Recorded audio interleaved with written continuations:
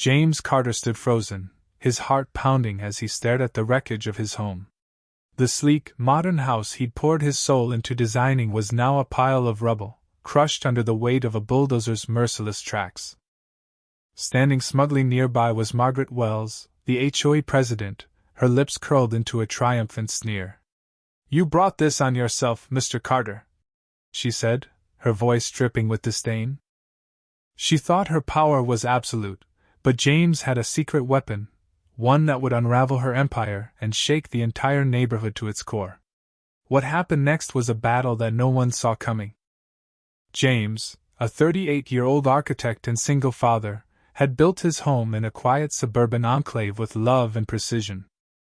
Every detail, from the floor-to-ceiling windows that flooded the living room with light to the cozy kitchen where he and his 16-year-old daughter, Sophie, shared laughter and late-night talks, was a testament to his passion. It wasn't just a house, it was their sanctuary, a place where memories were forged and dreams took root. But that sanctuary was shattered one fateful Wednesday afternoon. Exhausted from a long day, James pulled into his driveway, only to be met with the deafening roar of heavy machinery. His stomach dropped as he rounded the corner and saw a demolition crew tearing his home apart. Walls crumbled, dust choked the air, and fragments of his life were reduced to debris. "Stop!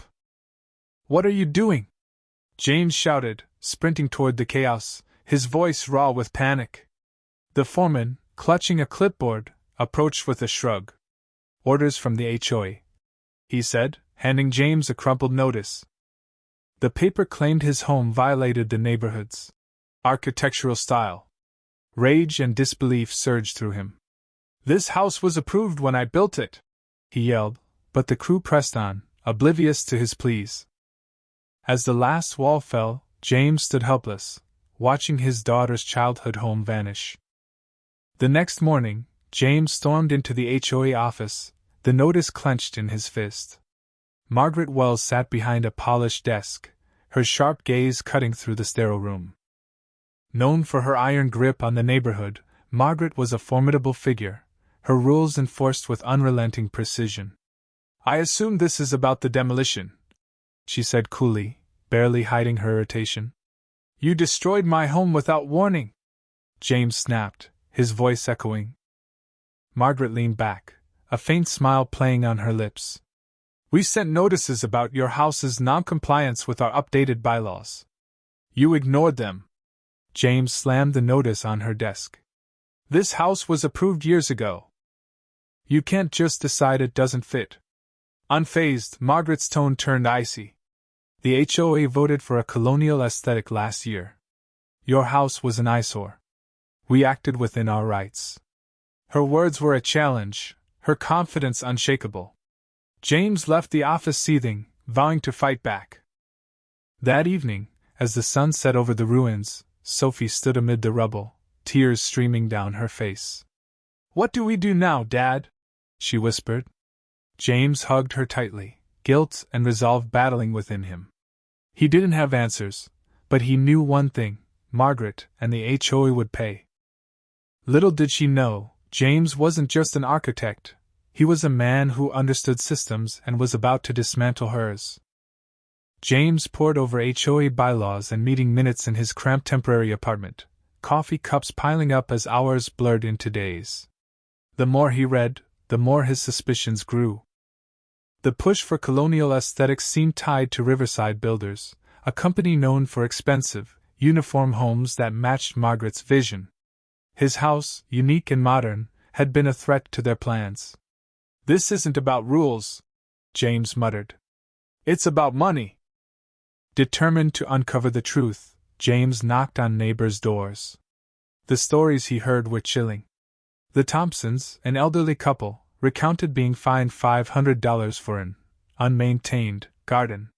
"We tried to fight it, but Margaret threatened a lien," Mrs. Thompson said, her voice trembling. The Lopez family revealed they'd been forced to hire Riverside Builders for costly porch renovations. Each story painted a picture of coercion, with Margaret at the center. This wasn't just about his home, it was a pattern of abuse. Sophie, an aspiring journalist with a fierce intellect, joined the fight.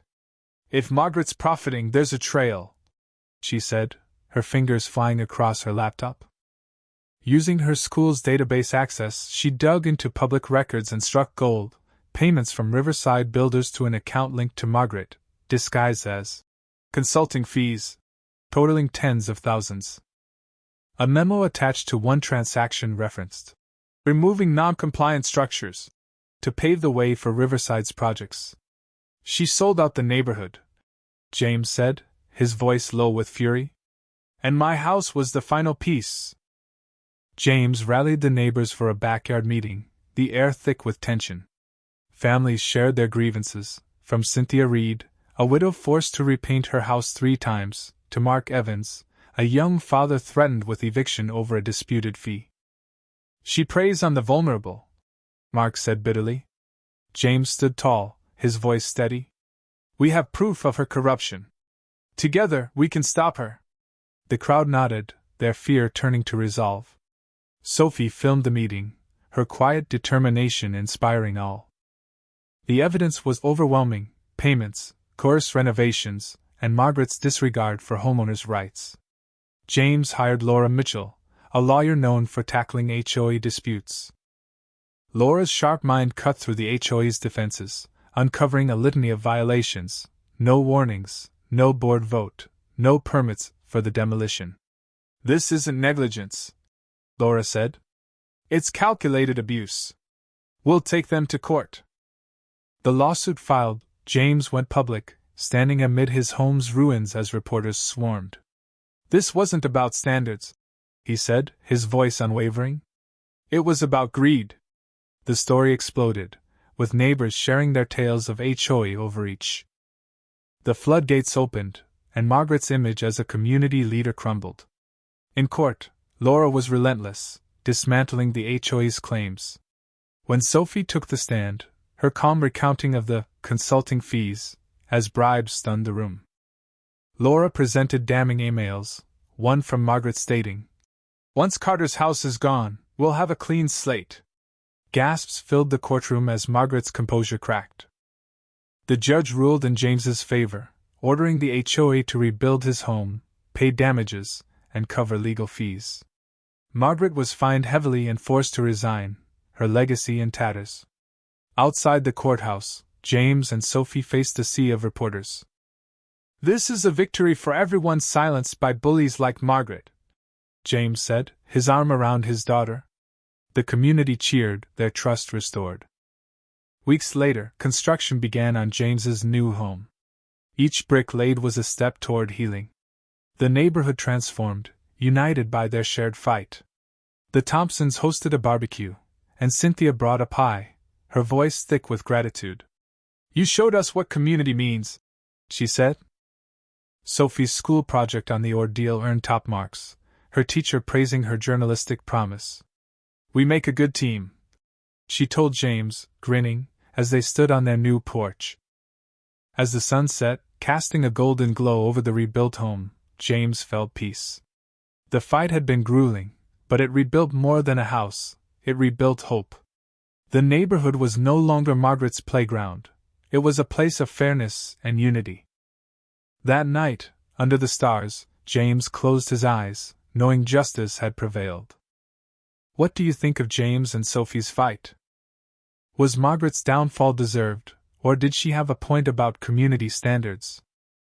Share your thoughts in the comments below. We'd love to hear your take on power, justice, and standing up for what's right. Smash that like button and subscribe for more gripping stories that spark debate.